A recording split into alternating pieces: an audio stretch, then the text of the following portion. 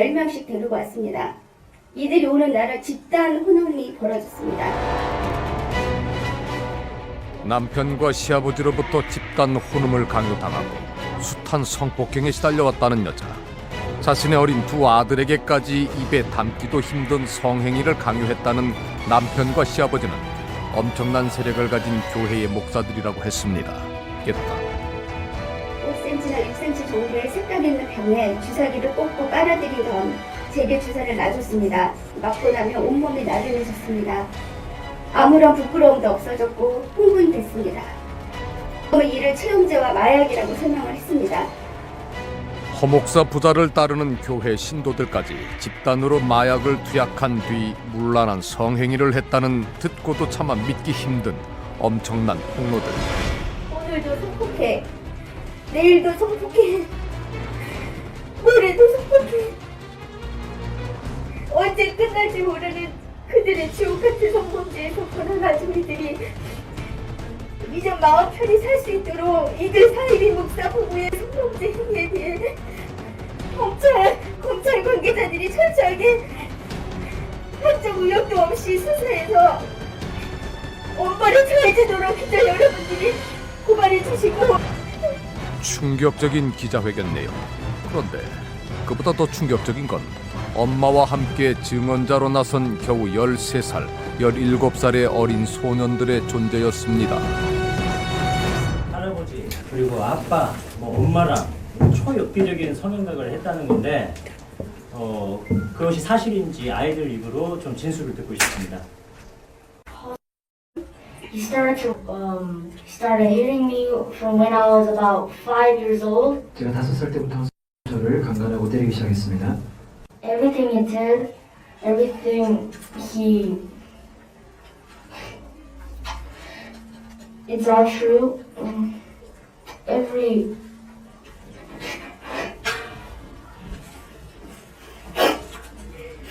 씨와 제가 했던 모든 일은 사실입니다. 그들이 했던, 저에게 했던, 우리 어머니 했던 모든 일은 다 진실입니다. 아직 앳된 티를 벗지 못한 소녀는 5살 때부터 아버지와 할아버지에게 강간을 당해왔다고 증언하며 눈물을 쏟아냅니다. 이런 성범죄 행각을 입증할 만한 증거들을 수사기관에 제출을 하셨는지. 증거될 만한 입증은 우리 아이들이 입증이고요. 우리 아이들이 경험이고요. 저는 20년을 당했습니다. 허목사 부자의 입에 담기도 힘든 폐륜 행각은 모두 사실이라고 했습니다. 10수년간 성학대를 받아온 자신들의 지난 인생이 살아있는 증거라고 말하는 세모자. 숱한 범죄를 자행하고도 돈과 권력으로 이 사실을 수십 년간 무마해왔다는 허목사 부자. 그들의 정체는 대체 뭘까? 우린 세모자를 따로 만나서 조금 더 자세한 얘기를 들어보고 싶었습니다. 여보세요? SBS의 안윤태 PD입니다. 저 부산에 지금 잠깐 내려와 있는 중이에요. 언제 올라오실 예정은 있나요? 글쎄요, 이제 지금 글쎄 언제쯤 될지. 부산을 한번 찾아뵈면 잠깐 뵐 수는 있어요? 제가? 글쎄요, 제가 부산에 왜냐면 왔다 갔다 하기 때문에요. 연락을 한번 주세요. 연락드릴게요. 네. 지난해 10월 열린 기자회견 이후 수차례 만남을 시도했지만 무슨 이유에서인지 우리와의 만남을 망설이던 세모자. 고객이 전화를 받지 않아 삐 소리 이후 음성 사상. 그렇게 8개월이라는 시간이 흘렀습니다. 그런데 제가 방송을 처음으로 이렇게 전화를 하는데 너무너무 기다려서 소름 끼치고 이래서 전화하는데 그 끝까지 해가지고 취재를 꼭 하세요. 그거는 알겠지요. 그나마 믿을 만한 게 방송이니까 국민들이 다 알아야 돼요. 진짜 제일 적극한데. 정말까지 만나고 싶으면 엄마 부탁해서 제발 좀 이것 좀 어떻게 파헤쳐주세요.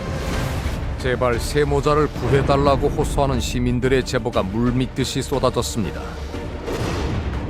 오랜 시간 행방을 알 수 없던 세모자가 인터넷을 통해 다시금 모습을 드러낸 겁니다. 또다시 폭로가 시작됐습니다. 국민 여러분께 저희들이 당한 성폭행과 성매매가 사실이라는 것을 증명하기 위해서 이렇게 저희들의 얼굴을 내놓고 국민들에게 말씀을 드립니다. 우리 아빠도 고생했고 우리가 30명 넘어서 고생했습니다. 인지부터 더 고소할 사람이 더 많습니다. 아직도 성폭행을 당하고 있는 거 같고요.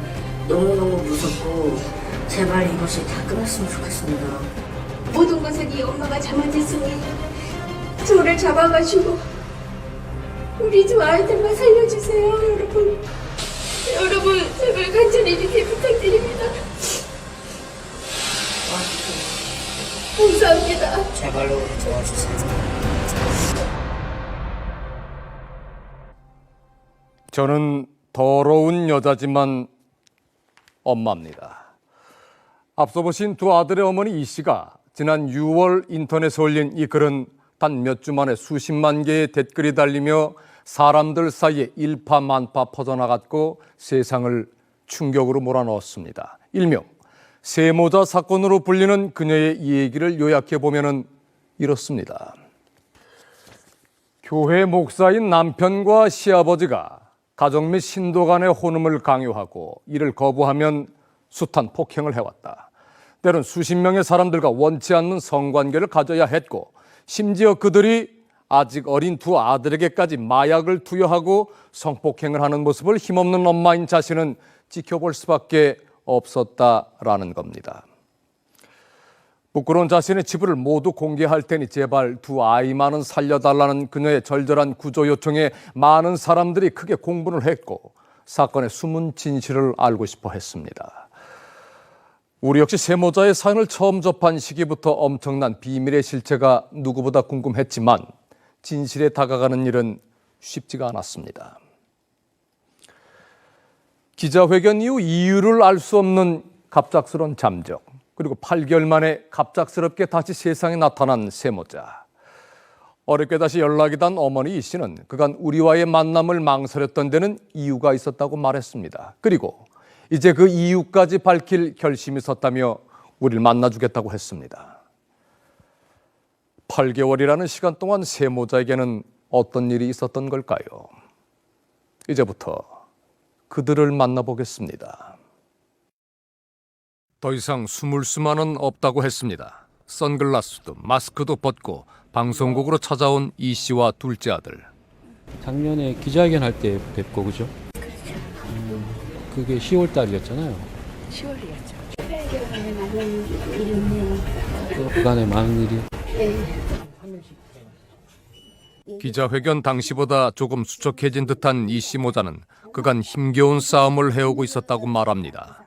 그때는 아무하고도 연락을 안 했어요. 피디님뿐만 아니라.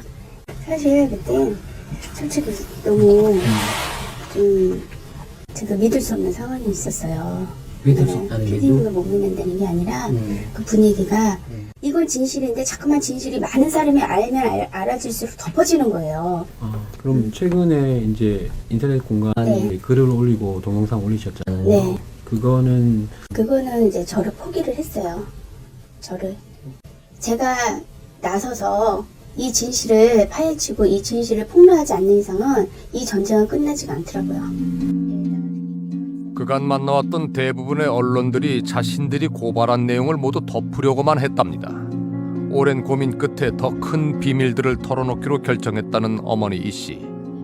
약을 먹고 성관계를 하고 거기에 이제 또 돈을 서로 주고받고 또 사진을 찍고 그거를 또 팔고 인터넷으로 팔고 그거에 대한 수입을 또 나눠 갖고요. 모든 사람들이 이랑 아이들하고 성관계를 네. 가졌다는 네. 겁니까? 네. 교회 안에서 약에 취해 이루어진 성관계는 단순히 광신도들의 혼음이 아니라 돈이 오고 가는 성매매 사업이며 자신과 두 아들은 그 사업의 희생양이었다는 겁니다. 심지어 남편인 허 목사가 성매매와 성폭행 과정을 동영상으로 촬영을 하고 인터넷으로 유통까지 시키고 있다는 믿기 힘든 얘기. 게다가 아무리 그 학문에서 피가 나도 치료를 못 받았거든요. 왜냐면 저희 아빠가 못 받게 한 거예요. 제가 이제 병원에 가가지고 의사가 저에게 어떻게 됐냐라고 나한테 물어보면 그럼 제가 아빠한테 성폭행 당했어요 라고 말할까봐 두려워가지고 아예 치료를 못 받게 했거든요. 지금 이런 얘기들이 좀 아니 괜찮은데? 괜찮아? 네 괜찮아요. 진실만 밝혀지면 돼요. 아무리 힘들어도 우리는 끝까지 싸울 거고요. 이 씨는 자신 역시 깊게 관련돼 있는 이 엄청난 비밀을 폭로하는 이유는 두 아들 때문이라고 했습니다. 근데 이제 나와서 살아다 보니까 아이들이 이제 세상을 알게 된 거예요. 자유를 너무너무 그리워하는 모습을 보고 제가 너무 반성을 많이 하고 대신 저를 잡아가고 아이들을 살려달라는 그 말을 진짜로 하고 싶고 우리한테 했던 사람들 그 사람들이 한 명만이라도 제대로 얘기를 해줬으면 이렇게까지는 안 했을 거예요. 피디님 좀 도와주세요. 어린 두 아들의 앞으로의 삶을 위해서 꼭 함께 진실을 밝혀달라고 부탁하는 어머니 이 씨. 다음날 다시 만난 그녀는 14살 난 둘째 아들 준수군과 함께 경찰서로 향하고 있었습니다. 전국에 걸쳐 성폭행 가해자들이 흩어져 있다 보니 요즘 모자의 일과는 거의 매일같이 경찰서를 찾아가 그들을 고소하고 진술을 하는 일뿐이라고 했습니다. 지금 고소장 제출하려고 왔어요. 가고 그의 부인인데요. 저희가 2005년 12월에 한국에 와서부터 그때부터 이제 지속적으로 저희한테 찾아와서 성폭행 했던 사람이에요. 누구를요? 그러니까 저하고 저희 아이들하고요. 이 사람 아니? 네. 어떻게 알아? 자기가 저한테 성폭행을 했으니까 나는 거죠. 성폭행? 네. 어디서 어떻게 했니? 어디서 했던 방식은 항상 똑같죠. 이제 자기가 우리 집으로 오든지 그렇죠.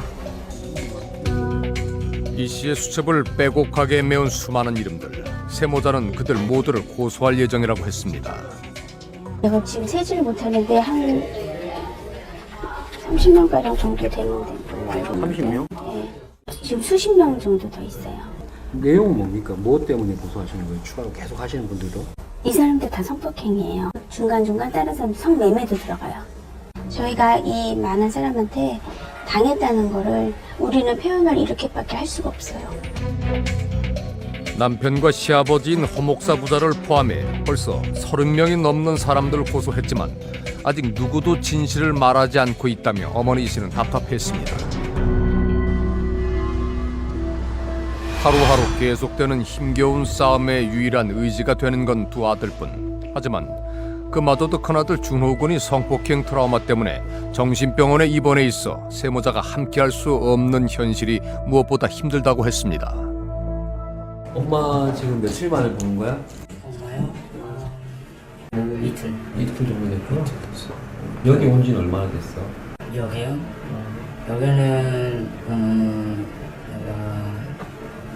한 3주가 안 됐을 거예요. 여기가 5번째. 아빠가 맨날 찾고 하니까 병원에서 찾아서 저를 막 훔쳐? 날 데리고 가요. 납치 아니에요. 교회에서 도망쳐 나온 지금도 아버지에 대한 극심한 공포에 시달리고 있다는 큰아들 준호군. 지금 아빠가 안 보여도 맨날 제 꿈에서 악몽에서 나타나고 우리가 가족끼리 했던 그 성관계 아니면 사람들 데리고 와서 성관계 그런 거 아니면 떠올라요. 제 엄마도 성관계는 할 때도 있고. 누구랑? 엄마랑 저랑 엄마 억지로 강제로 시켜서. 그때는 왜 그렇게 했어야 됐어? 오빠야 아빠 때문에 많은 사람 죽인 줄 알고. 하나가 돼야지 된다. 이제 하나님 핑계 대면서요. 그런 지옥이 없어요. 생지옥이 따로 없었다는 지난 시간들. 세모자는 허목사 부자가 신앙이란 허울 아래 폐륜을 저질러온 사이비 목사들이라고 주장을 합니다. 폭행과 혼음 그리고 성매매까지 도무지 신앙과는 어울리지 않는 그런 일들이 정말 교회 안에서 벌어졌던 걸까? 그 목사님하고 신앙을 다닌 지가 거의 한 30년, 20년 넘게 넘은 사람들이 많은데 저희가 그렇게 신앙생활 해오는 과정에서 그중에 그런 제일 큰 정말 이 씨의 시아버지가 대표 목사로 있는 교회 관련자들은 그녀의 말이 모두 거짓이라고 말합니다. 하지만 이 씨는 교회가 거짓말을 하고 있다는 증거가 있다고 했습니다. 91년도 당시에 제가 그때가 교회에 들어오고서 얼마 안 있었을 때였어요. 그래서 막 교회가 어수선했는데 알고 봤더니 여자들이 한 5-6명 신도가 씨를 고소를 한 거예요. 그러니까 성폭행, 무슨 뭐 성추행 여러 가지로. 근데 이제 그거가 또 사실로 드러났고 그때 나왔던 그 기사가 이 기사였거든요. 이런 기사였거든요. 자신의 시아버지는 과거에도 여신도들을 성폭행한 혐의로 사회적으로 큰 무리를 일으킨 성범죄자라는 겁니다. 옛날에 왕을 보면은요, 큰 왕비가 있고 밑에 후궁이 많잖아요. 그런 식인 거예요. 의자왕처럼. 자기 그러면서 허한테 교육을 그렇게 시켰어요. 모든 교회의 여자는 네 여자로 만들어라. 그래야지 나중에 그 여자들이 너를 도와준다. 시아버지가 시작했던 교회 안의 문란한 행동들은 자신의 남편까지 대를 이어 내려왔다고 주장하는 이 씨. 하지만 목사가 전과가 있다, 성폭행 전과가 있다라고 하는 사실은 대법원까지 가서 무죄 상소기각 판결을 받은 사실이 있고요. 그 교단으로부터 이단이 아니라는 증명도 가지고 있고요. 교회 측은 이 씨 시아버지의 과거 사건은 무죄 판결을 받았다며 법적 자료를 그 근거로 제시했습니다. 돈이 있단 말이에요. 돈이 있어서 돈으로 사람 매수하고 변호사 사고 처음에 제가 기자 뉴스도 있었고요. 교회와 종교 그분들하고 얘기를 했어요. 그분들이 다 매수당했어요. 엄청난 돈을 갖고 있는 허목사 부자가 그동안 돈의 힘으로 언론을 매수하고 각종 추문들을 은폐해왔다는 겁니다. 가까이서 지켜봐 왔기에 그 위력을 누구보다 잘 알고 있다는 이 씨.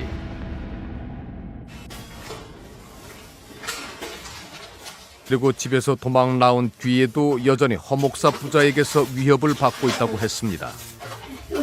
특히 교회의 비밀을 털어놓은 지난해부터는 짐도 제대로 풀지 못하고 사는 도망자 신세가 됐다고 말합니다. 저 부고 쪽에 한 2번 이사를 했고요. 그리고 이쪽에 인천으로 또 오고 처음에 부산에서도 원룸을 5번 정도 옮겼어요. 자꾸만 좀 발각도 되고 불안해가지고 하루도 밤에도 도망갈 때도 있고. 밤에 도망가신다고요? 네. 그날 자는 거조차가 불안한 거예요. 여기 집에서. 네. 그러면 밤에라도 알아보고 가죠. 이사를. 가출 직후 이혼 소송을 제기한 이 씨는 1심 승소 판결까지 받았지만 남편이 포기하지 않고 세모자를 괴롭히고 있다고 했습니다. 몸담고 있는 교회의 힘과 재력을 이용해 세모자를 괴롭혀왔다는 남편 허목사. 그런데 우리 교회에도 이제 좀 문제가 있어갖고요. 제명됐거든요. 개명? 언제 제명이 됐습니까? 2007년도에. 2007년에? 그 이후로 연락할 수도 없고 뭐 연락처도 없고. 교회 측은 이 씨의 남편이 교회에서 무리를 일으키고 교회를 떠난 지 오래라고 말합니다. 허목사 부자에겐 무슨 일이 있었던 걸까? 우린 오랜 수소문 끝에 어렵게 허목사와 연락이 닿았습니다. 여보세요? 여보세요? 여보세요? 아, 선생님이신가요? 아, 예. 제가, 진짜 우리 와이프는 아직도 제가 못 잊고 산 거예요. 참 좋은 여자거든요. 그러니까 와이프 쪽에서는 막 진정서를 8개씩이나 넣고, 예. 뭐 그렇게 되는 상황이니까 참, 정말 그래서 이 일에, 혹시 괜찮으시면 저희가 한번 찾아뵙고 말씀을 좀 들을 수 있어요? 예, 오셔도 됩니다. 전혀 문제 없습니다. 예상 밖이었습니다. 흔쾌히 제작진과의 만남에 응한 허목사는 대신 자신 있는 부산으로 와줄 것을 부탁을 했습니다. 그가 말한 장소에서 조금 기다리자 제작진에게 다가오는 오토바이 한 대. 그런데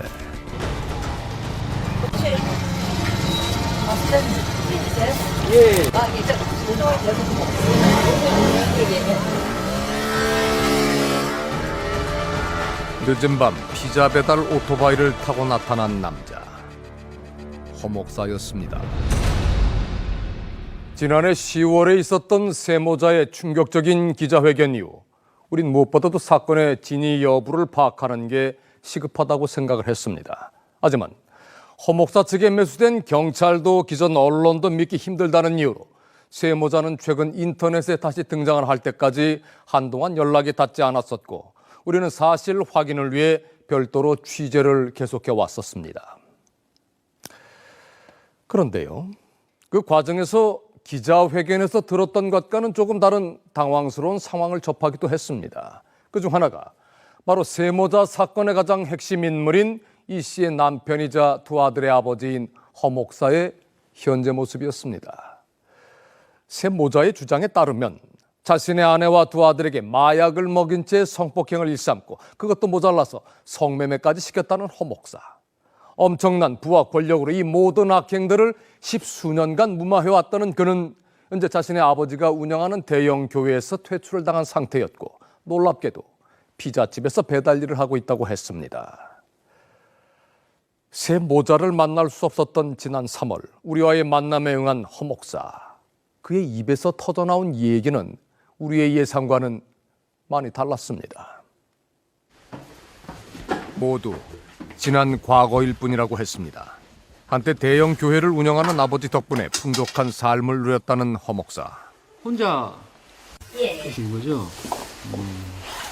하지만 8년 전 교회 운영과 재산 문제로 아버지와 갈등을 빚은 후 교회에서 퇴출을 당했고 아내와 두 아들이 가출한 재작년부터는 모든 목회 활동을 접었다고 했습니다.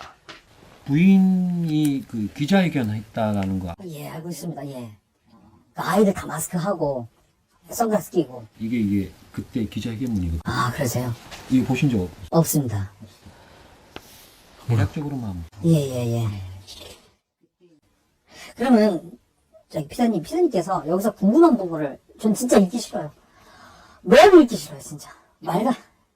이게 뭐냐면 기자회견 얘기를 꺼내자 그는 돌연 눈물을 보입니다. 지금 2년이 이겼어요. 진짜 미치겠어요, 진짜 애들 때문에. 피자 배달 가면요, 피자를 받으러 오는 애들 그 손님 중에 80% 애들이 먼저 튀어나와요. 그러면 저도 모르게 애들 보면 몇 학년이야? 그러니까 첫째가 98년생, 둘째가 2002년생이니까 너 몇 년생이니? 2002년생이니까 다 모르게 합니다. 저만큼 컸을까? 우리 애도 저만큼 컸을까? 오토바이 타고 오면서는 내가 멍멍아 울어도 아무도 모르니까. 아우, 진짜 애들 너무 보고 싶어요, 진짜. 진짜 일을 악물고 힘들다, 진짜. 일을 악물고 힘들어요. 애들 때문에. 예, 언젠가는 애들 볼 수 있다는 거, 진짜. 저 진짜. 다시 말씀드리면 돈 필요 없어요. 우리 다시 함께. 아직도 아이들과 아내를 사랑한다고 했습니다. 최근 경제적으로 많이 힘들어지긴 했지만 자신과 세모자는 남부럽지 않게 단란했던 가족이었다고 허 목사는 주장합니다. 우리 둘째가 계속 끌어안고 찍은 거 봐요. 솔직히 부끄러운 아빠는 아니었거든요. 시간 날 때마다 아이들이랑 시간 보내고, 그냥 같이 캠핑 가고, 진짜 여행 가고, 애들이랑 진짜 같이 놀아주려고 노력했고. 미국에 있어요, 와이프는요. 물론 제가 욱하는 성격도 있었지만 다 참아주고 애들 잘 키우고. 그런데 한국에 와서 어느 순간부터 조금씩 변하더라고요. 아무 연상이 없어요. 아무것도 없어요. 그냥 이혼이었습니다. 10년간 자신의 유학 뒷바라지를 해주던 아내가 2006년 귀국 후부터 조금씩 변했다고 말합니다. 아이들과 가출을 한 아내가 급기야 이혼까지 요구했다고 합니다. 양육권도 우리 와이프가 다. 와이프가 하는 거? 예. 그 이유는 뭡니까 그러면? 제가 와이프를 폭행했다. 폭행했다? 예. 실제로 폭행이 좀 있으셨어요? 서로 간에 그냥 밀고 당기고, 제가 이제 머리도 이렇게 치고, 와이프도 막 이렇게 핥히고, 그래서 막 상처는 나오고 그랬었어요. 아이들을 뭐 체벌을 하거나. 체벌을 했겠죠. 엉덩이 때리고, 그 정도죠. 그리고 등을 때리고. 첫째는 좀 솔직히 많이 혼났어요. 부부싸움 도중 종종 아내를 때리거나 아이들을 체벌한 건 인정한다는 허 목사. 그 때문에 이혼 소송에서도 아내에게 양육권이 돌아갔다고 했습니다.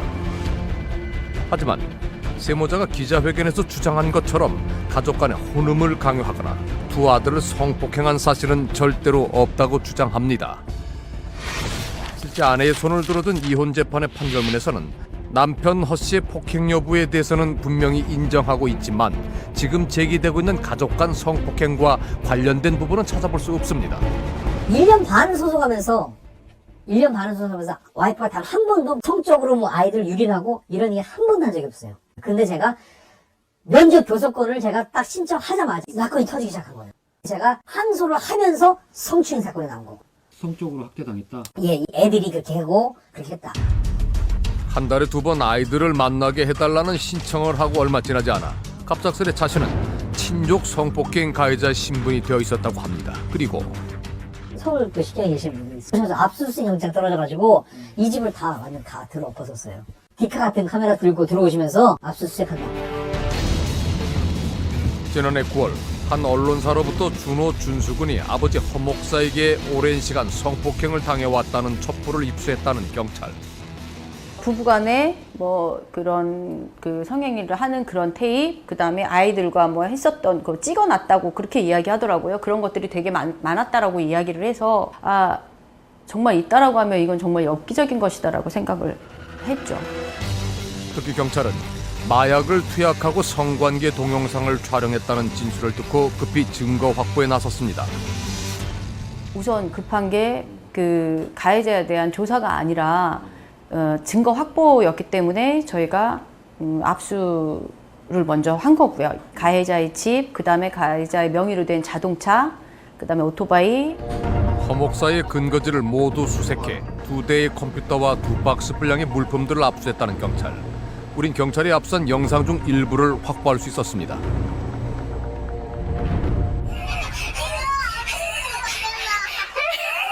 몸기 그러네요.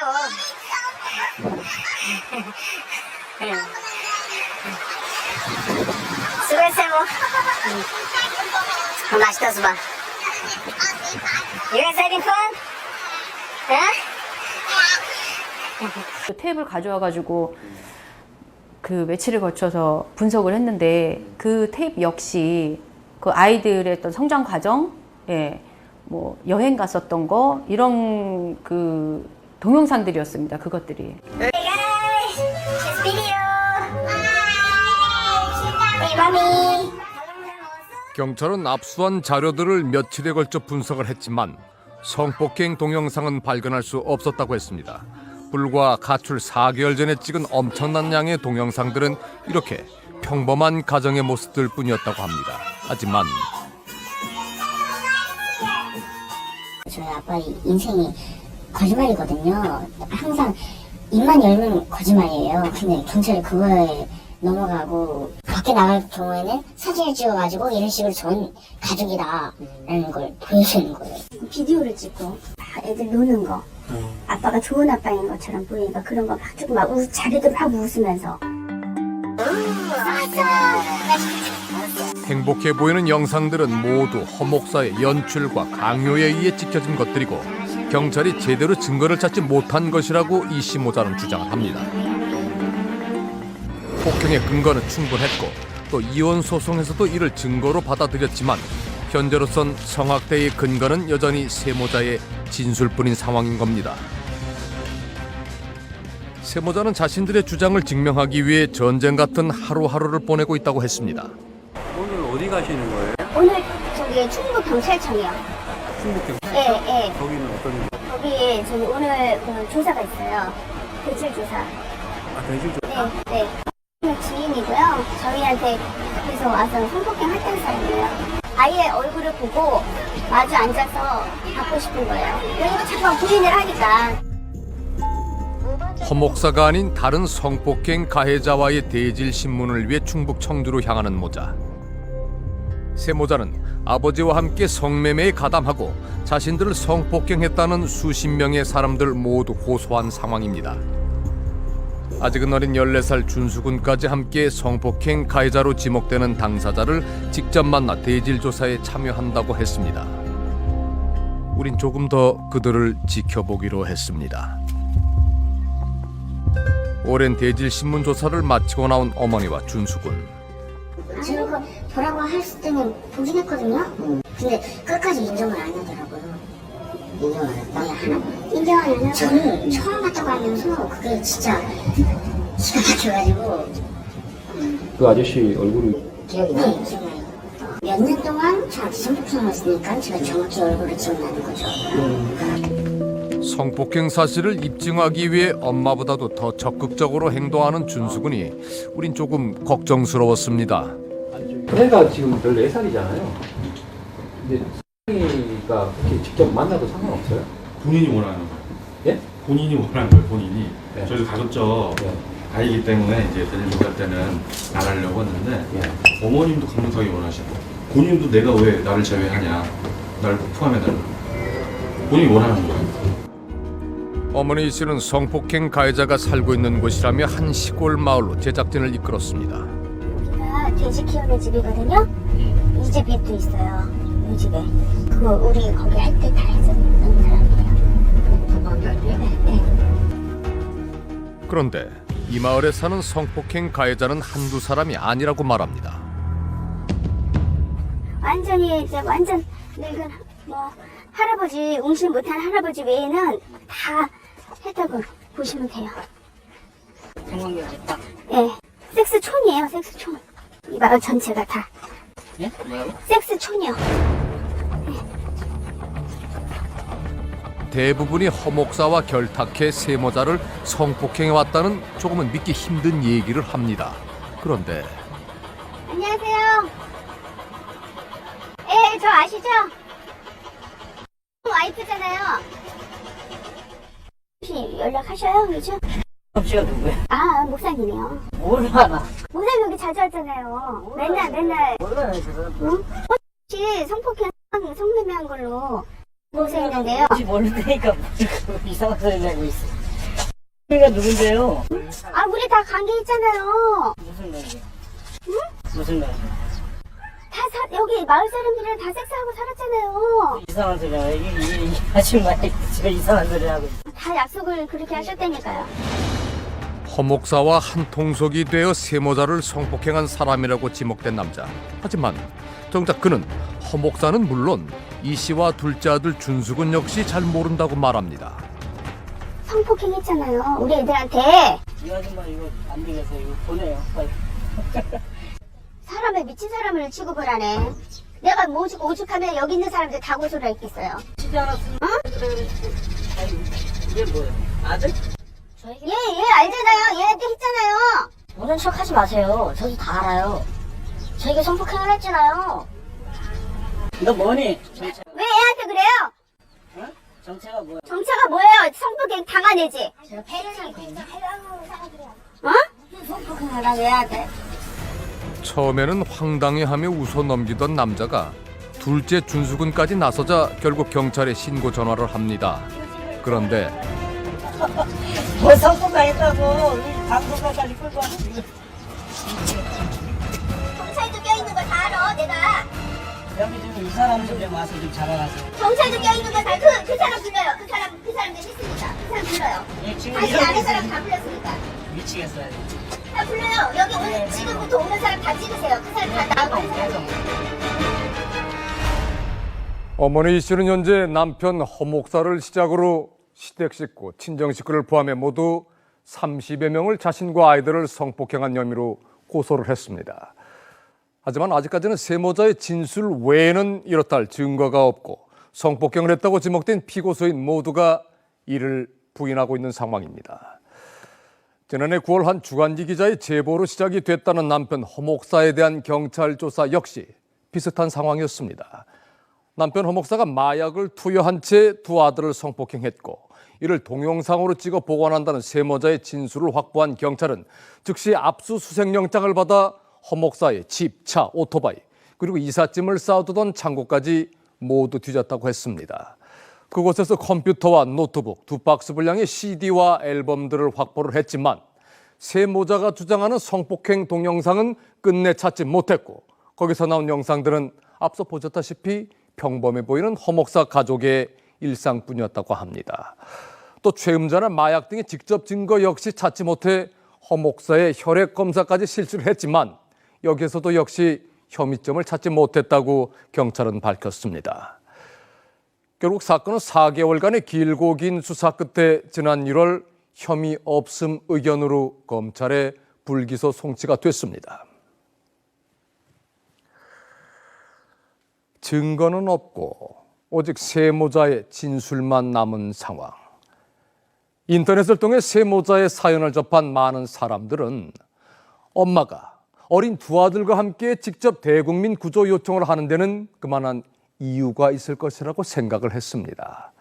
사실이 아니라면 도저히 할 수 없는 일이 아니겠냐는 겁니다. 또 어머니 이 씨의 주장대로 돈이 많은 허 목사 측이 경찰을 매수하고 사건을 은폐하고 있는 건 아닌가 하는 의문을 갖는 이들도 적지 않습니다. 세상을 충격에 빠뜨린 세모자 사건의 진실은 뭘까요? 그런데 말입니다. 앞서 보신 충청도의 한 시골 마을에서 우리 제작진이 보는 앞에서 벌어진 일련의 일들, 예상치 못했던 그 상황에서 우린 한 가지 아주 묘한 장면을 목격하게 됩니다. 남자의 신고로 결국 경찰이 출동했습니다. 몇 마디 나누더니 저 성폭행했다고 딱 그러는 거예요, 이 여자가. 이 여자를 내가 사진까지 찍었으니까 무고죄로 내가 이거는요. 아, 그거 무고죄인지 아닌지는 고소를 해서 성폭행 피해가 있는지 없는지 알아보고 해야죠. 내가 성폭행을 고소를 할 테니까 그게 아니면 그때 무고죄로 넣으세요. 그럼 됐죠? 법도 몰라요? 현장에 도착한 경찰에게 계속해서 자신의 성폭행 피해 내용을 털어놓는 어머니 씨. 바로 옆에는 14살 준수군이 그 얘기를 고스란히 듣고 있습니다. 아들인데? 예. 아들은 잠깐 어디 가 있어요. 아, 얘도 피해자니까요. 저도 이 사람한테 아니야, 엄마한테 했거든요. 물어볼 얘기했었는데. 어머니와 준수군이 콕 집어 성폭행 가해자로 지목한 남자. 하지만 몰라요. 씨가 누군지도 모르고 얼굴 한번 본 적도 없고 아무것도 몰라요. 저분들은 왜 저런 얘기를 꺼내는 거예요? 모르죠, 내가 어떻게 알아요. 그런데 제작진이 가해자로 지목된 남자와 잠시 대화를 하는 사이 카메라에 이상한 장면이 포착됐습니다. 진술하던 이 씨가 갑자기 아들 준수군에게 휴대전화를 건넵니다. 형한테 전화해. 형한테 전화해. 저쪽 가서 봐. 저쪽 가서. 형 아무 일 없다 그래. 괜찮다 그래 엄마. 사람들이 없는 곳으로 가서 형에게 전화를 하라고 시키는 이 씨. 정신병원 폐쇄병동에 있는 준호군에게 갑자기 왜, 그리고 어떻게 전화를 하고 오라는 걸까? 5분여간의 통화를 마친 둘째 준수군이 엄마에게 다가옵니다. 뭐래? 지금 형이 그런데 다 하지 말고 그냥 거기서 하면 누구를? 저기를? 지금 막 난리가 났지만 지금 그냥 고소만 하라고 하더라고 형이. 그랬는데 이 사람들은 무슨 차이 나는 거야. 그래? 알았어. 지금 가해자로 지목된 남자는 무서운 사람이 아니니 그만 소동을 멈추고 추후에 고소만 진행하라고 했다는 겁니다. 준수군이 통화한 전화기 너머의 인물은 정말 정신병원에 입원해 있는 형 준호군인 걸까? 형한테 전화해. 누군가로부터 조언을 구하려고 했던 상황임에 틀림이 없습니다. 그런데 우리는 취재 도중 경찰로부터 새 모자에게 도움을 주고 있는 사람이 있다는 얘기를 들을 수 있었습니다. 진술하는 중간에 이 사람이 왔어요. 누가요? 그냥 이모 할머니라고만 이야기를 했습니다. 저희한테. 예, 아이를 돌봐주는 이모 할머니. 둘째 준수군이 최초로 성폭행에 관한 진술을 할 당시 아이를 돌봐준다며 함께 동행한 이모 할머니라는 여자가 있었다는 겁니다. 아버지한테 성폭행을 당했다라는 이야기를 최초로 들은 사람이 이모 할머니랍니다. 숱한 가해자들로부터 성폭행을 당해왔지만 의지할 곳이 없었다는 새 모자. He started to rape me and started hitting me from when I was about 5 years old. 제가 5살 때를 강간하고 때리기 시작했습니다. 국민들에게 도와달라고 호소하던 새 모자를 비밀리에 돌봐주고 있었다는 이모 할머니. 그런데 남편 허 목사는 성이 김씨인 이 이모 할머니에 대해서 우리에게 놀라운 주장을 합니다. 제가 아는 우리 와이프는 뭐가 쉬지 않는 이상 애들을 그렇게 그런 진술하게끔 만든 사람이 아니에요. 그러니까 그렇게 하라고 하는 거는 지 자식이 아니니까 하라고 하겠죠. 김이라는 사람은 뭐 하는 사람입니까? 무속인인데. 무속인이에요? 예. 두 아이들이 이모 할머니라고 부르는 존재는 이게 무속인인 김씨. 기도한다고 기도한 기도처예요. 이게 아내가 약 10년 전부터 따르던 무속인 김씨가 지금 아내와 두 아이들을 조종하고 있다는 겁니다. 그 이유에 대해 허 목사는 아마도 돈 때문인 것 같다고 말합니다. 이혼소송하면서 뛰어보니까 하나는 19억, 하나 또 다른 것도 19억, 10억 이런 식으로 팔린 거예요. 그러니까 다 합치면 48억인가 47억 정도 되더라고요. 그 돈을 갖기 위해서 거짓말 시키는 거예요. 그러니까 무속인 김 씨가 허 목사 부부의 재산을 뺏기 위해 세모자를 조종하고 있다는 주장은 과연 사실일까? 이모 할머니를 상대로 좀 조사를 좀 하려고 그랬어요, 저희가. 또 다른 그 연관성이 있나 싶어서. 그런데 그 이모 할머니도 더 이상 자기한테 연락하지 말라. 그 다음에 엄마 역시 마찬가지로. 그러니까 아예 그 이야기는 저희가 꺼내지도 못하게 만들었던 것 같아요. 어떤 이야기? 아까 뭐 재산이나 뭐 이런 부분에 대해서, 어머니 씨는 무속인 김 씨가 경찰의 조사를 받는 것을 무척이나 꺼려했다는 겁니다. 남편 허 목사가 무속인 김 씨가 배후에서 조종하고 있는 것이라고 말하는 것에 대해서도 이 씨는 미리 허 목사 측이 계획했던 시나리오라고 주장을 합니다. 만약에 이 성범죄, 이 성관계하는 거가 누구 하나가 해서 잘못해서 들킨다. 그러면 여기 무속인한테 뒤집어 엎자 그랬어요. 뒤집어 씌우자. 한마디로 무당이기 때문에 모든 사람이 다 이 사람이 잘못했다는 걸 믿는다는 거예요. 무속인 김 씨는 오히려 피해자라는 겁니다. 하던 사업도 다 망가뜨렸고 점집도 다 망가뜨렸고 피해는 무지 많이 봤어요. 제가 미안할 정도예요. 이분을 저희가 한번 만나볼 수 있어요. 근데 여기에는 피해 상황을 안 끼었으면 좋겠어요. 여기에는 그분은 그걸로 그냥 당한 걸로 끝나지 여기까지 또 끼어들 일도 없고 제 이런 지저분한 일에 그 사람은 하나도 몰라요. 그래서 제가 사실 너무 죄송해요. 그래서 지금은 연락도 안 하고 살아요. 연락 안 해요. 염치도 없고. 무속인 김 씨는 이번 사건에 대해서 하나도 모른다. 염치가 없어서 연락도 안 한다. 과연 이 씨의 말은 사실일까? 8개월 전 무속인과의 연락을 끊었다던 이 씨는 최근 촬영 중에 우릴 무속인 김 씨의 근거지에 데려간 적이 있었습니다. 여기 이제 차는 못 올라가고요. 여기 CCTV가 몇 개 달아놨거든요. 여기 주인이 달아주신 거예요. 무속인이. 여기 막 들어가도 돼요, 이렇게? 아예 괜찮아. 여기 밖에서만 보는 거니까. 안에 그 집안에 들어가는 건 아니니까요. 네. 여기 촬영해도 돼요? 네, 괜찮아. 그녀가 일명 섹스촌이라고 부르던 마을의 끝자락에 위치한 무속인 김 씨 소유의 기도터.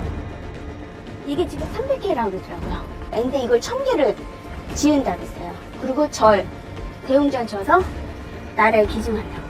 마지막 목표는요. 엄청난 규모의 큰 절을 지어 나라에 기증할 예정이라고 했다는 무속인 김 씨.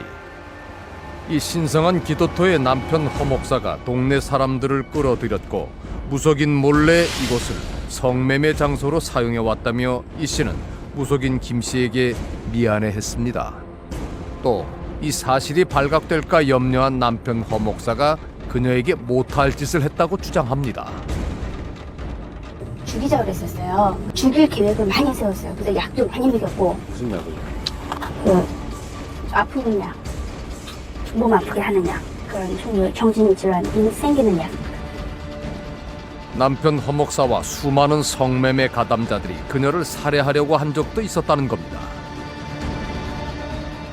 무속인 김 씨는 정말 세모자 사건에 숨겨져 있던 피해자일 뿐인 걸까? 세상에 단 세 분이라고 했습니다. 남편과 시댁가족은 물론 친정 식구들까지 모두 성폭행 가해자이고 허 목사 측의 강력한 힘과 돈 때문에 경찰은 수사를 제대로 해주지 않고 대부분의 언론들이 보도조차 해주지 않는다며 어머니 씨는 국민들에게 제발 두 아들을 살려달라고 눈물로 호소를 했습니다. 하지만 세모자 사건이 처음 대두됐던 지난해 9월 세상에 세 분이라고 말하던 그들 곁에는 지금까지 알려지지 않았던 무속인 김 씨라는 존재가 있었습니다. 어머니 씨는 무속인 김 씨 역시 남편 허 목사 측에게 큰 피해를 당한 사람이며 세모자 사건에 대해서는 아는 것이 하나도 없는 분이라고 말합니다. 지금까지 고소한 사람만 30여 명, 앞으로도 수십여 명의 가해자가 더 있다는 세모자 사건에서 어머니 이 씨가 새 모자를 제외하고는 거의 유일하게 피해자라고 지칭한 무속인 김 씨. 그녀의 정체는 대체 뭘까요? 남편 허 목사의 주장대로 아내가 10년 가까이 따르고 있다는 무속인 김 씨가 정말 이 모든 폭로를 계획하고 새 모자를 조종하는 배후의 인물인 걸까요? 만약 그렇다고 해도 몇 가지 의문이 남습니다. 대체 무속인이 왜 새 모자를 조종한다는 것이며 그로 인해 무엇을 얻고자 하는 걸까요? 또 어머니 씨는 물론 어린 두 아들까지 그녀의 말을 따르는 이유는 뭘까요? 남편 허 목사의 얘기를 조금 더 들어봐야겠습니다. 한때는 목사의 신분도 잊은 채 그녀를 믿고 따랐다고 했습니다. 자기는 신을 모실 때 한 손은 십자가, 한 손은 염주를 받고 자기는 이렇게 신을 받았다. 하느님과 부처님을 함께 모신다는 무속인 김 씨는 쉽게 거부할 수 없는 존재였다고 합니다. 이 탑을 쌓는데 안에다 두꺼비를 넣어야 된다는 거예요. 돌탑들이 올라가던 그 시절 믿음의 징표도 바쳤다는 허 목사.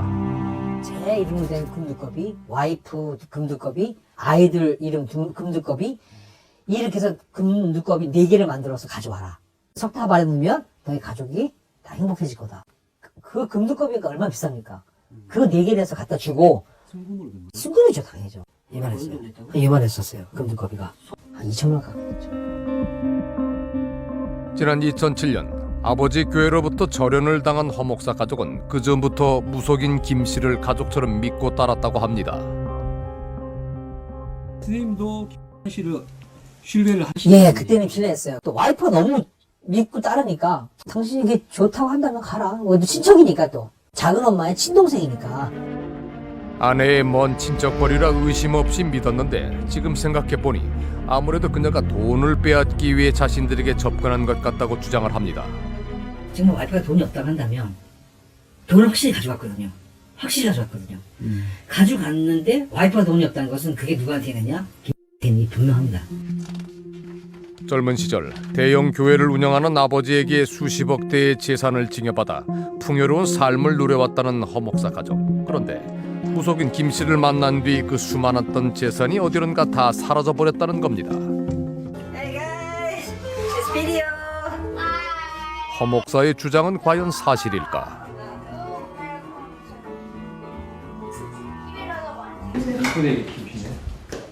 우리는 무속인 김 씨와 허 목사 부부의 관계에 대해서 조금 더 알기 위해 이 씨의 친정 식구들을 만나보기로 했습니다. 이 씨의 친정 식구들 역시 얼마 전 동생과 조카들을 성폭행했다는 혐의로 새 모자로부터 고소를 당한 상태입니다.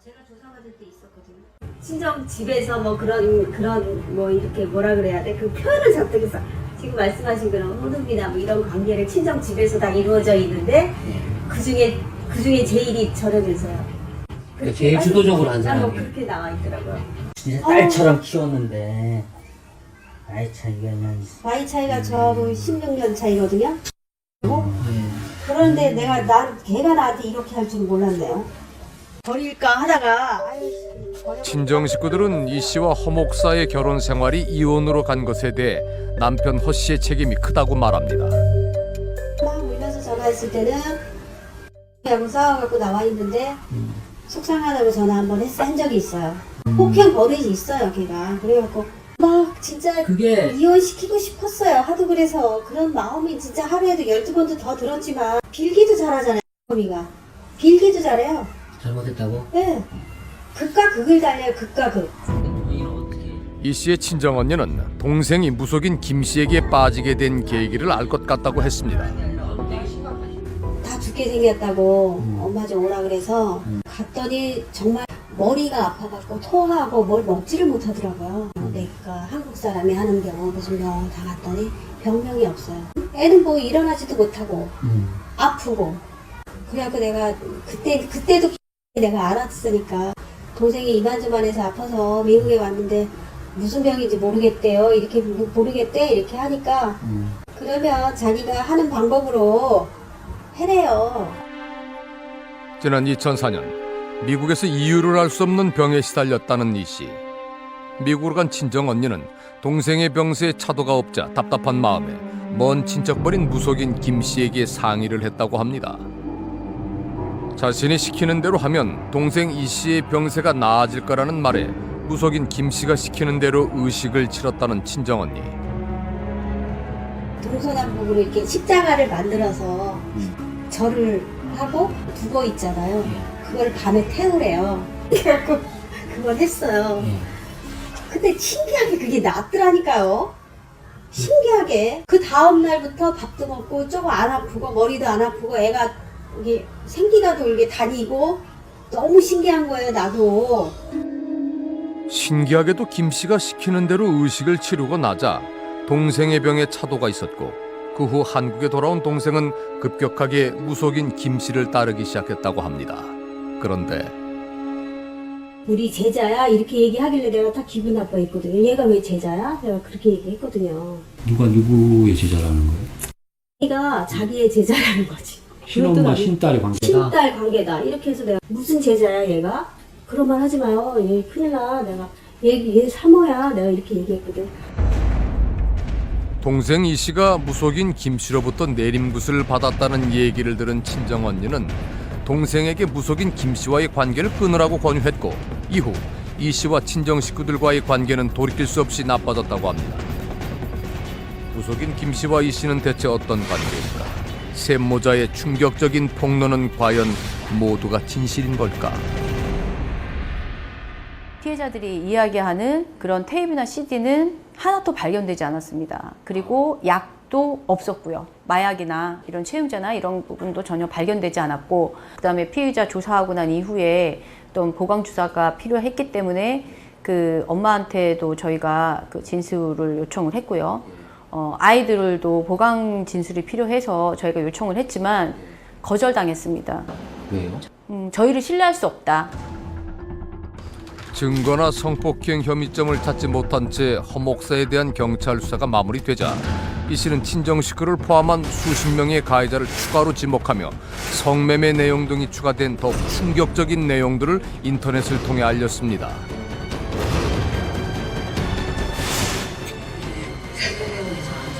성폭행을 당했고요. 저희 아빠는 사람들 데리고 와서 다 우리에게 성폭행하라고 시켰습니다.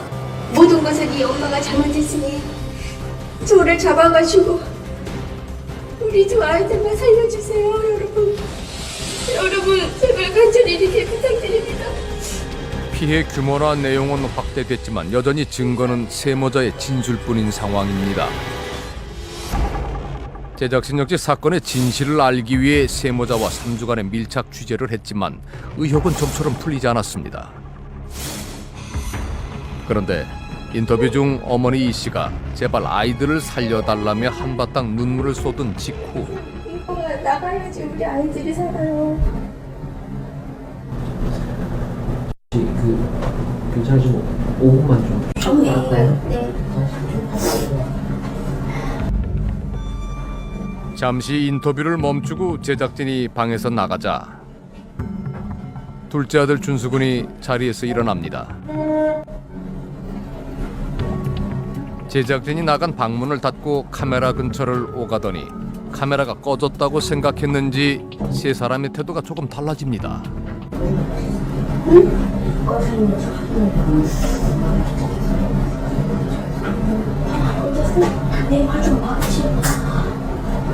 내가 말하다가 그럼 왜 하지마 말해보셨죠? 이제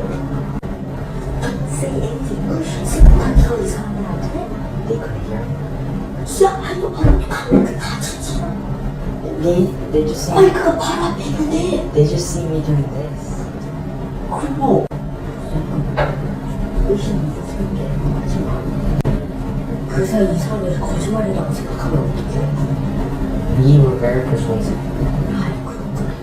제작진이 자신들의 얘기를 얼마나 믿어줄지에 대해 한참을 얘기하던 아이들. 그런데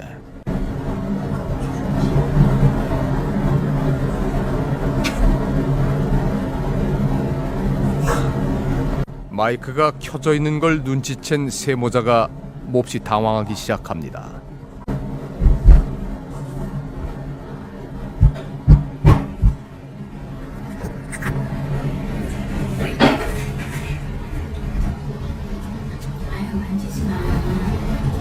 제가.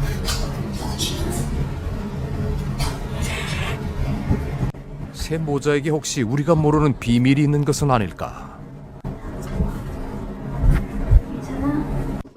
이상한 일은 이뿐만이 아니었습니다. 성폭행 가해자와의 대질 신문을 마치고 나온 직후 흥분해서 제작진과 인터뷰를 하는 둘째 아들. 그런데 몇 번이나 피해를 당한 것 같아? 많아가지고요. 정확히는 개수는 모르겠지만 일단 자주 많이 당했어요.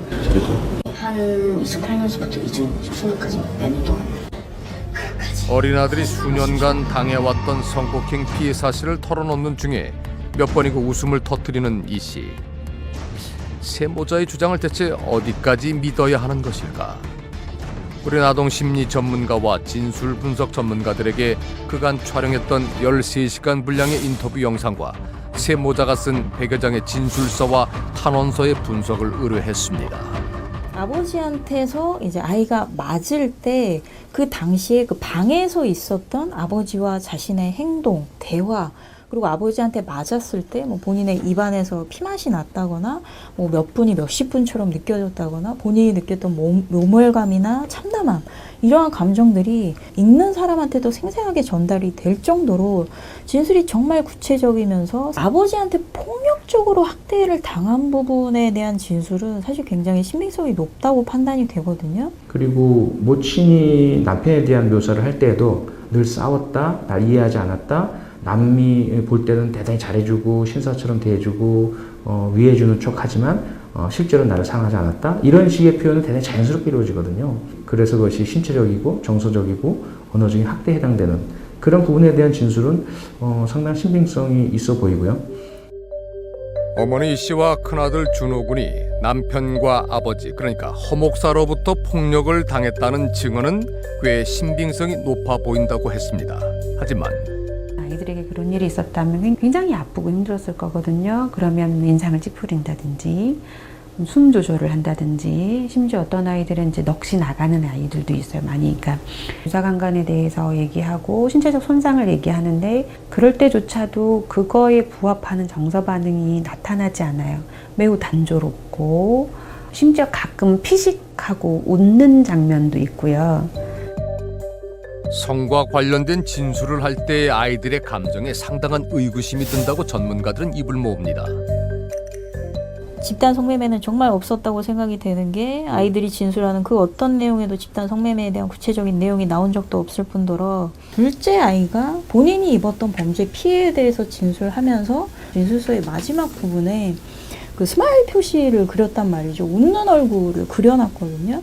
진술서에 나온 내용 따로, 이 아이가 지금 느끼는 감정 따로, 이 말은 그만큼 이 진술서를 신뢰하기가 굉장히 어렵다, 이런 뜻이 되는 거죠. 둘째 준수군이 진술서 마지막에 남겨놓은 웃는 얼굴. 아이의 감정이 끔찍한 피해 내용과는 상당한 괴리가 있어 보인다는 겁니다.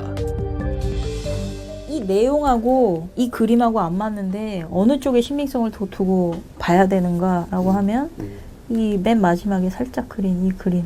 스마일 표시? 네, 이게 진짜라고 보는 거죠. 그럼 둘 중에 하나가 거짓말이라는 건데 둘 중에 하나를 조작할 때 이걸 조작하진 않죠.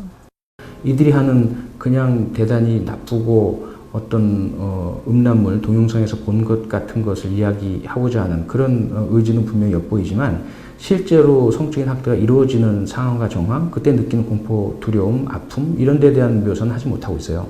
이들이 주장하는 대로 지속적으로 다수의 사람에 의해서 약을 복용하고 그 집단 간의 혼음이 이루어지는 형태, 가족 간에 이루어지는 형태의 혼음, 이런 것들이 이루어졌을 가능성은 없다. 거의 단언코 없다. 그렇게 말씀드릴 수 있는 상황인 거죠. 세모자가 10수년간 당했다고 주장하는 혼음과 성매매에 대한 대부분의 진술이 사실이 아닌 것 같다는 겁니다. 이거는 사실이 아닐 가능성이 훨씬 높은 건 사실이에요. 그렇다면 이건 명백한 학대고요. 근데 이게 서로 사실이더라도 이건 학대예요.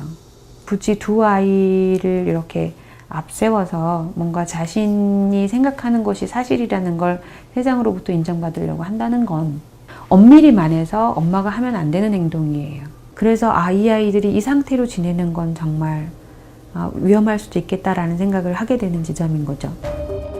서로 사실이라 하더라도 어린 두 자녀에게는 너무나 치명적인 진술들을 거듭 반복하게 하고 있는 어머니 이 씨. 전문가는 그녀의 행동에 풀리지 않는 의문이 남는다고 말합니다. 이 이야기들이 자기에게 얼마나 파괴적인지, 자신에게 얼마나 회복 불가능의 어떤 피해를 야기할지에 대한 인지가 분명할 텐데도 자기를 내던지는 그 이면에는 그 상당한 어떤 의문이 제기가 되거든요. 도대체 왜 저럴까? 왜 이런 이야기를 하고 있을까? 오늘도 성폭행, 내일도 성폭행, 모레도 성폭행. 언제 끝날지 모르는 그들의 지옥 같은 성범죄에 접근한 아주머니들이 이제 마음 편히 살 수 있도록 전 국민을 상대로 자신들의 신분을 드러내면서까지 거짓 폭로를 하고 있는 것으로 보이는 세모자. 그들에게 지금 무슨 일이 일어나고 있는 걸까? 그리고 대체 누가 세모자를 거짓 폭로자로 만들고 있는 걸까?